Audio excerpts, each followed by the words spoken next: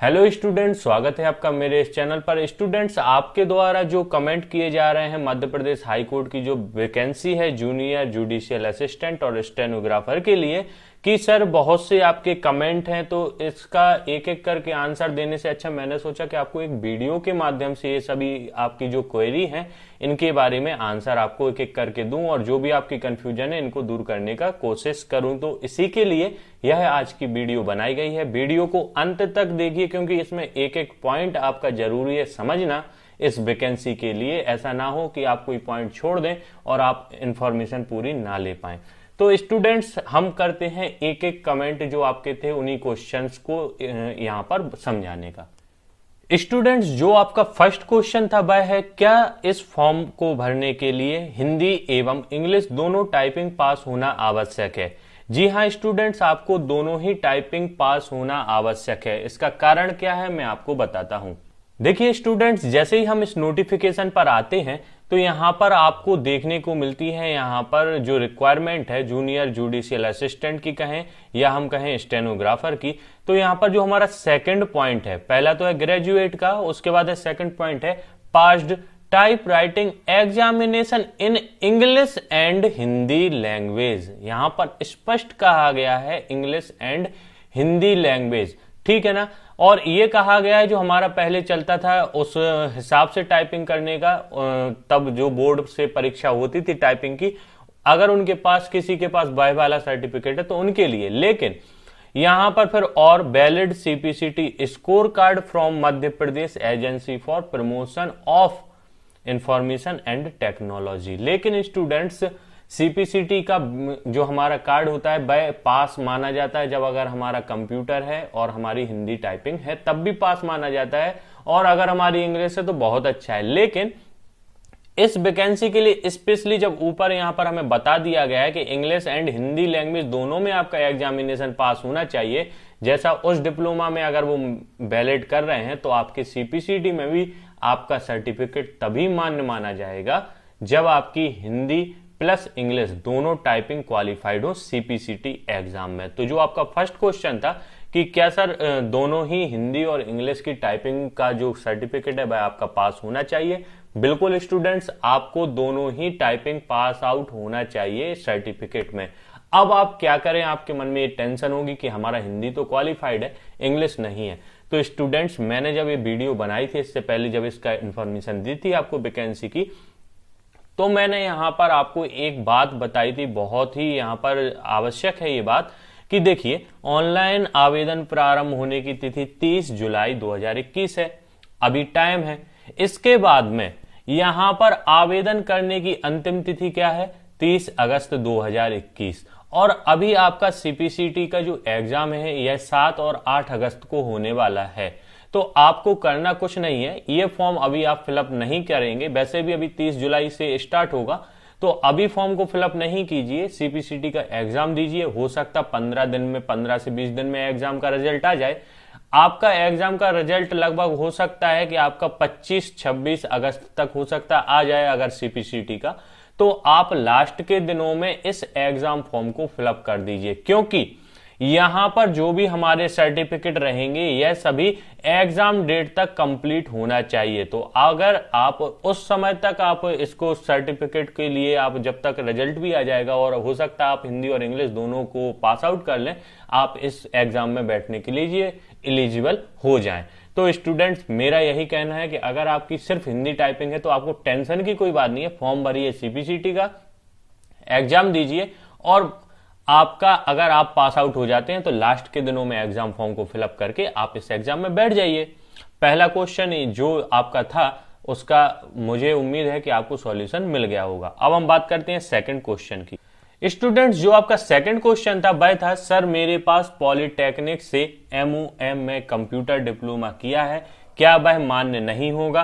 तो स्टूडेंट्स, इसका भी मैं आपको आंसर पीडीएफ पर ही जाके दूंगा जो नोटिफिकेशन है इस एग्जाम का। देखिए स्टूडेंट्स, जैसे ही हम यहां पर आते हैं तो एक बात यहां पर आप जब देखेंगे थर्ड पॉइंट को, 1 year diploma in computer application from the institution recognised by the government of Madhya Pradesh. मतलब उन्हें ये नहीं है कि आपको डीसीए है आपका या आपका पीजीडीसीए है, आपका उनको 1 ईयर का कंप्यूटर डिप्लोमा चाहिए है, और वो भी चाहिए है उन्हें कहाँ का, गवर्नमेंट ऑफ मध्य प्रदेश का। अदर स्टेट का अगर आप सर्टिफिकेट यहाँ पर लेके आएंगे तो बिल्कुल वैलिड नहीं होगा। स्पष्ट इसमें दिया है institution recognised by the government of Madhya Pradesh, स्पष्ट कहा है।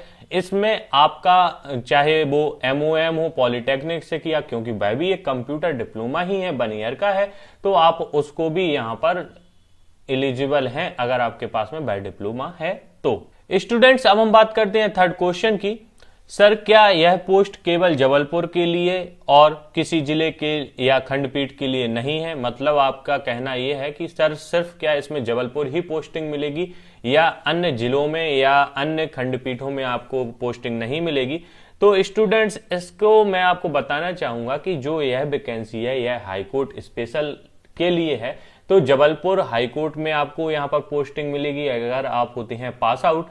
सेकंड खंडपीठ आपकी इंदौर और ग्वालियर है, तो वह ऑप्शनल रहेगा। अगर वहां पर वैकेंसीज अवेलेबल होंगी तो आपको सिलेक्शन तो जबलपुर हाईकोर्ट से दिया जाएगा, लेकिन आपकी पोस्टिंग वहां पर भी की जा सकती है। तो इससे आप संतुष्ट रहिए, पहले आप एग्जाम दीजिए, पास आउट होइए, फिर आपको जहां पोस्टिंग मिलेगी आपको वहां जाना पड़ेगा। लेकिन यहां पर एक बात स्पष्ट कर दूं, यह वैकेंसी जिलों के लिए नहीं है, सिर्फ हाईकोर्ट और उसकी खंडपीठ के लिए यह वैकेंसी निकाली गई है। स्टूडेंट्स, आपका इसके बाद का क्वेश्चन था, सर क्या इस परीक्षा में घूसखोरी होती है? स्टूडेंट्स, इन सब बातों से आप लोग थोड़ा सा दूर रहिए, ये फालतू की बातें हैं, क्योंकि बहुत से स्टूडेंट्स का एग्जाम नहीं निकलता है तो इस प्रकार की बातें की जाती हैं। और बचिए इन सब बातों से, क्योंकि यदि आप एग्जाम की प्रिपरेशन कर रहे हैं और इन सब बातों को अपने मन में रखेंगे तो कभी आप एग्जाम को नहीं निकाल पाएंगे। आपको तो ये सोचना है कि सब कुछ फेयर है और इस एग्जाम को देकर हमें पास आउट होकर इस वैकेंसी को प्राप्त करना है। अब मैं बताता हूं वो स्टूडेंट जो इसमें फेल होते हैं उनका कारण क्या है।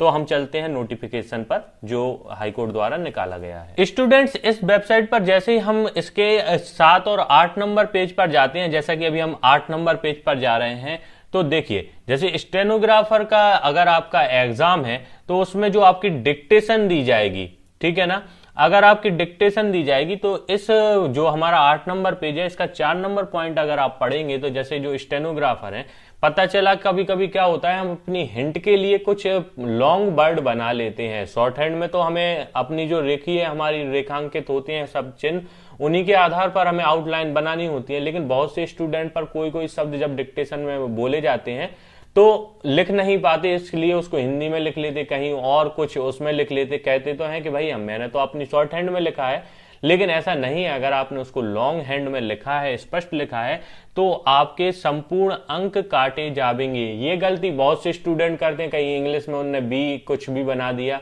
या उनने हिंदी में कुछ पूरा लिख दिया, तो यहाँ पर स्पेशल मना किया गया है अगर आप ऐसा करते हैं। अगर आप शॉर्ट हैंड के अलावा आप लॉन्ग हैंड में कोई भी राइटिंग करते हैं डिक्टेशन के टाइम, तो आपके अंकों को काट लिया जाएगा आपकी, क्योंकि नोटबुक वहां पे चेक होती है। तो ये गलती एक तो स्टूडेंट कर देते, फिर फेल होते तो कुछ भी कारण बताते रहते हैं।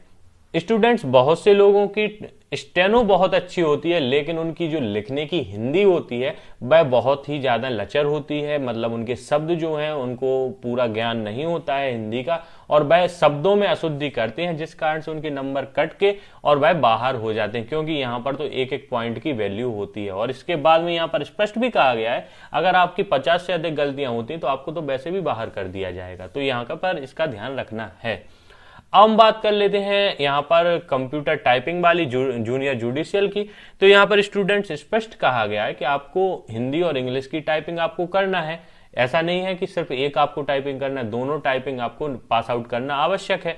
उसके बाद में यहाँ पर स्पष्ट कहा गया कि अगर आपकी कोई भी त्रुटि होती है तो आपका 0.5 आपका काटा जाएगा, मतलब आधा नंबर तो आपका वह काटा जाएगा। साथ में अगर आपने टाइपिंग करते समय बैक स्पेस का यूज किया तो आपका 0.10 आपका यहां पर काटा जाना है। तो बहुत से स्टूडेंट क्या होता है, बैक स्पेस की उनकी बहुत ज्यादा हैबिट होती है, एग्जाम में जाते हैं बैक स्पेस को क्लिक करते हैं, लेकिन परीक्षा का इतना प्रेशर रहता है कि उनको कुछ भी समझ में नहीं आता, कुछ भी ध्यान नहीं रहता, और जब पेपर बिगड़ता है तो बाहर आके कुछ भी बातें कर सकते हैं। इसलिए आपको ऐसे स्टूडेंटों से बिल्कुल दूर रहना है जो इस प्रकार की भ्रांतियां फैला रहे हैं। फेयर एग्जाम है, आपको बैठना है एग्जाम में, बहुत मेहनत करनी है। और मैं आपको बता दूं, जब तक एग्जाम नहीं हो रहा है आपको 4 से 5 घंटे दिन में टाइपिंग करना है। 1 घंटे आप सेंटर पे जाके कीजिए, 4 घंटे अपने घर पर कीजिए, लेकिन प्रैक्टिस इतनी कीजिए कि आपका सिलेक्शन हो ही जाए। इसके साथ में आपको इंग्लिश और कंप्यूटर नॉलेज के क्वेश्चंस पर भी बहुत ध्यान देना होगा। स्टूडेंट्स, इसके बाद आपका नेक्स्ट क्वेश्चन था कि सर मैं ग्रेजुएशन के अंतिम वर्ष में हूं, तो क्या मैं यह फॉर्म भर सकती हूं? स्टूडेंट्स, मैं आपको बताना चाहूंगा कि यदि आप ग्रेजुएशन के अंतिम वर्ष में हैं तो आप इस फॉर्म के लिए एलिजिबल नहीं है, क्योंकि यहां पर स्पष्ट कहा गया है नोटिफिकेशन में कि यदि आपकी जो ग्रेजुएशन या जो भी एलिजिबिलिटी आपसे मांगी गई है, एजुकेशनल रिक्वायरमेंट मांगी गई है, वह आपकी एग्जाम फॉर्म को फिलअप करने के पहले तक कंप्लीट होना चाहिए। इसलिए यदि आपकी ग्रेजुएशन कंप्लीट नहीं है तो इस फॉर्म को भरने के लिए आप एलिजिबल नहीं है। हाँ, आप यदि एक्सपीरियंस चाहते हैं कि किस प्रकार से एग्जाम होता है ताकि जब अगले साल इसकी वैकेंसीज आए तो आप उसके लिए तैयार हो सके, तो आप इसके लिए जरूर फॉर्म को फिलअप कर सकते हैं, वरना इसके लिए आप एलिजिबल नहीं हैं, आपको बाहर कर दिया जाएगा। स्टूडेंट्स, इसके बाद में नेक्स्ट क्वेश्चन है, सर क्या मेरा बीसीए है तो यह एक कंप्यूटर डिप्लोमा के रूप में चल सकता है? बिल्कुल स्टूडेंट्स, आपने यदि बीसीए किया है, क्योंकि यह कंप्यूटर रिलेटेड ही है, इसी ट्रेड का है, तो आप इसको बीसीए को भी आपके एक कंप्यूटर डिप्लोमा के रूप में वैलिड वहां पर किया जाएगा। ऐसा नहीं है कि यदि आपका बीसीए तो आपको कंप्यूटर डिप्लोमा होना आवश्यक है। लेकिन स्टूडेंट्स, आपको इसके साथ में सीपीसीटी को तो पास करना ही होगा। सीपीसीटी का सर्टिफिकेट तो आपको चाहिए ही है, क्योंकि मैंने बहुत से ऐसे हमारे साथ वाले या स्टूडेंट्स हैं कि जिन्होंने बीसीए किया था और उनको एग्जाम दिया, उनने पास आउट हुए और जॉब भी कर रहे हैं डिस्ट्रिक्ट कोर्टों में। तो यहां पर मैं आपको बताना चाहूंगा कि यदि आपका बीसीए तो भी आप इस एग्जाम को दे सकते हैं, आप इसमें वैलिड रहेंगे। तो स्टूडेंट्स, ये थे कुछ क्वेश्चंस जो आपके द्वारा पूछे गए थे। यदि आपके और भी क्वेश्चंस हैं तो आप कमेंट कीजिए। प्रयास करूंगा कि ऐसे ही कुछ वीडियोस आपको लाता रहूं, जिससे आपके जो भी कंफ्यूजन है वह सब दूर होती रहे।